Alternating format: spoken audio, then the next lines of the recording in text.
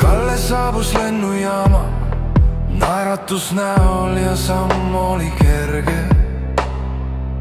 Pagas käes ja pilet taskus, ees ootas uus ja põnev seiklus. Ei osanud ta emata, et saatusel on varuks tume plaan. Selle hetke helge toon peagi muutub süngelt mustaks. Lennujaamas Kalle tõmmati läbi, hingelt paljaks ja tühjaks. Iga tasku, iga sahtel pilgud külmad, ei mingit luksust. Kõik, mis võtta andis, kohe ära võeti, halastust ei tuntud.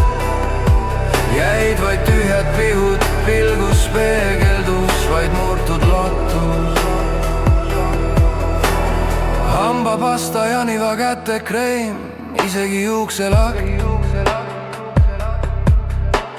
Mälestused, suveniirid, kõik läks kaotsi, see oli põrgulik hetk. Kontroll oli karm ja halastamatu, iga ese kahtluse all. Kalle seisis vaikides, tundes end kui kurja tegija varguste all.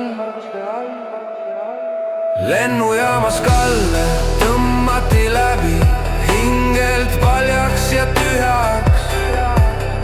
Iga tasku, iga sahtel pilgud külmad, ei mingit luksust. Kõik, mis võtta andis, kohe ära võeti, halastust ei tundu. Jäid vaid tühjad pihud, pilgus peegeldus vaid murtud lottus. Lennukid tõusevad taevasse, aga Kalle jääb maha. Seisab üksi terminalis, hinges vaid tunne paha. Unistused purunesid kildudeks sekundiga. Tulevik näis tühi ilma ühegi kingita. Tühjad pihud, tühi pilk. Kaia vastab, kurb on see silk. Kõik on läinud, kõik on võetud, Kalle saatus on nüüd neetud, jäid vaid tühjad pihud.